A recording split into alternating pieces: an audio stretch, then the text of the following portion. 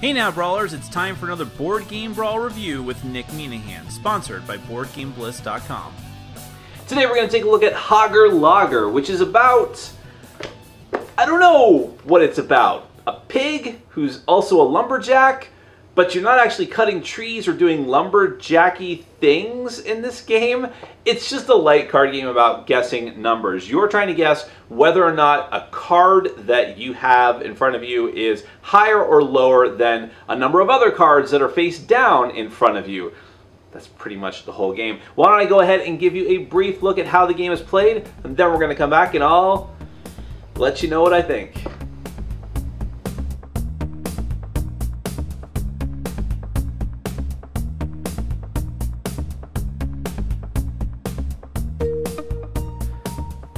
Alright, so this is your setup at the start of Hogger Logger. You're going to have the victory point cards that you keep off in a pile to the side. Nothing really special about them, but these are what you need in order to win the game. You need to earn a number of these depending on the number of players. So for instance, 5 to 6 players, I believe you need 2 points. And then for 4 players, you need 3 points, and so on. It gets higher the less players that you have. I'll explain how you actually get those victory points in a minute. Then you have the deck of action cards. You're going to shuffle those up and put them off to the side. And then you have the deck of number cards. You'll also shuffle those up, but now you're going to take 4 of those off the top and make a line just like this of the 4 cards face down. Nobody looks at them. Then take a 5th card and put it face up in front of those 4 cards. So this is another number card just like those other ones. Then each player is also going to get 3 cards to form their hand from the number deck. You keep those secret into yourself, and then the game is going to begin.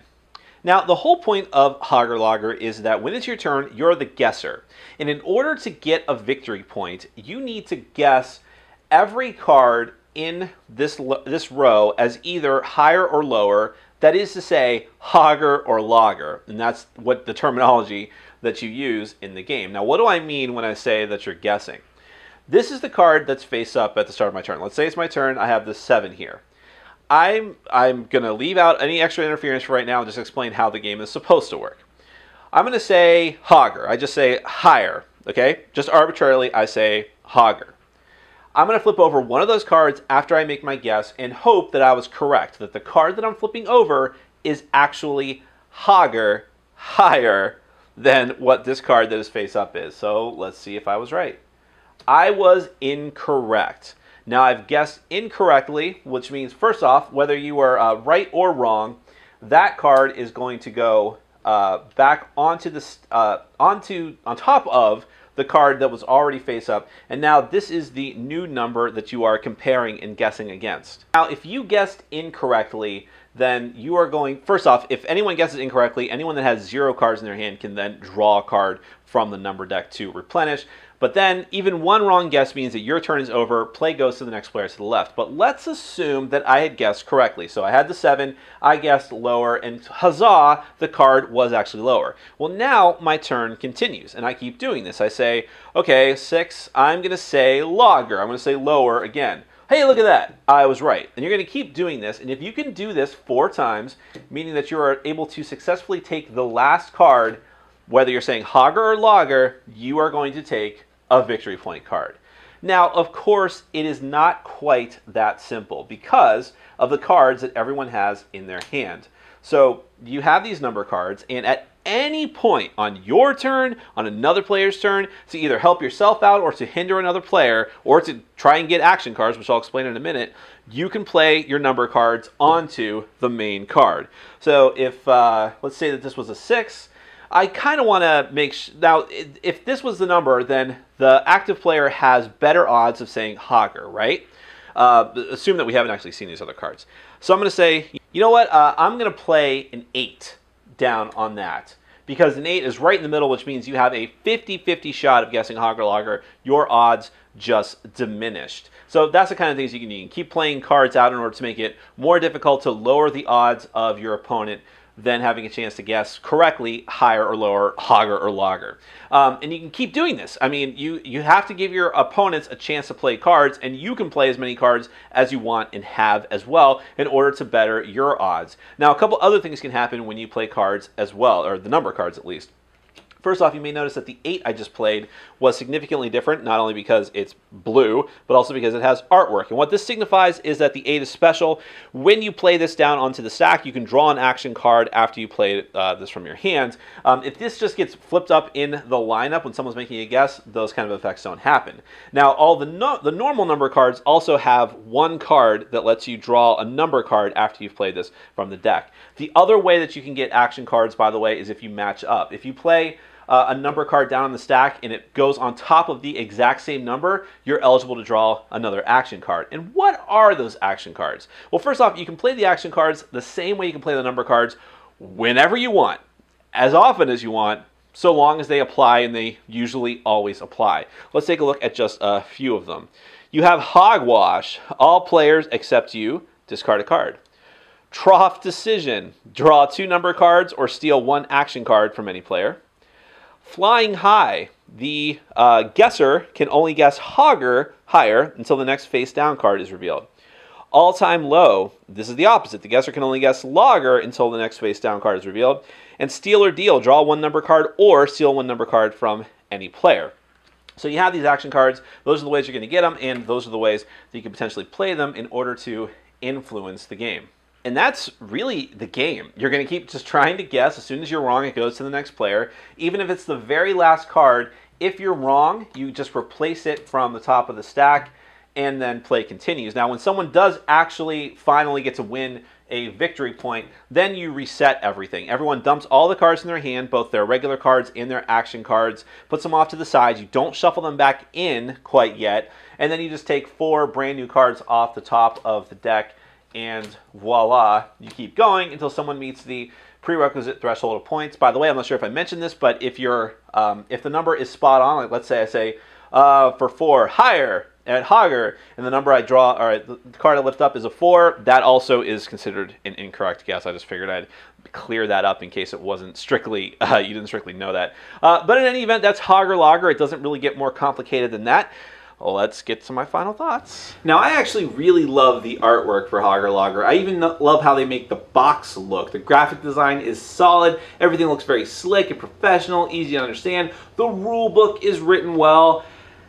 And that is the end of the nice things I have to say about this game. This game is really, really bad. It's random chaos in a box. That's all it is. I mean, I guess all chaos is random to a degree, but this is just a pure box of randomness and just guessing with no strategy involved whatsoever. And I know that there are some people, because I looked at other reviews of the game, who say, oh, no, there is strategy in this game. Because you can't just play all of your cards down on someone's on the card that someone's trying to guess, because if you do that, you're not going to have cards to use on your turn or on any other person's turn. But you know what? It doesn't matter. None of it matters. The game has a really, really low threshold of points, which I would actually be bothered by more if there was other good elements to this game, but I'm actually glad the point totals are low because that means the game ends quicker. But because of that, you cannot let anyone get a point. You can't do that. And there's no guarantee that even if you hold on to your cards on someone else's turn, that they're going to do anything for you on your turn, because other people can just slam you with cards that totally screw you anyways. And by the way, when I say that someone can screw you with their cards, all they're doing is slightly teetering the odds more or less in your favor. And that is the entirety of the decision making in this game. Do I try to kind of sort of screw someone now instead of kind of sort of helping myself later? And when you're making that all-important guess on your turn, what is the likelihood of a number? I mean, if it's 50-50, then who cares? If it's 60-40, I guess I'll go for the 60% chance. That is all that this game is. And yes, there's a lot of like window dressing around this. The action cards and the draw cards, again, none of it really means anything. I'm sure that the action cards were put in there to give like a semblance of strategy, like, aha, here's an extra thing, a little wrinkle in the process for people to math out and figure out how these are working, how to use them at strategic times. Doesn't matter, it adds more randomness to the game, making people discard cards. Whatever, you get to draw an extra card when someone guesses incorrectly anyways, and you never have a very large hand total to begin with, and again, playing your number cards doesn't matter. And, boy, in fact, here's a very comical situation that happened once. Because it's very, very easy to get the action cards and there's no limitations on how many of either type of cards you can play, there were situations where people were just throwing down an action card and then putting down more number cards because of that, and then getting more action cards back. And it just went on in this long, dragged out process where at one point, 2 players at the same time were constantly playing cards back and forth, just cycling through the deck in the middle of a third player's turn, while the third player and the fourth player, who was me, were just sitting there watching them manipulate cards and throw them back and forth. And you might say, well, okay, that sounds like some very interesting hand management. None of it matters. The next turn, I can't remember who the player was, they finished out the round. They guessed all the cards correctly, no matter what other cards people played onto their stack.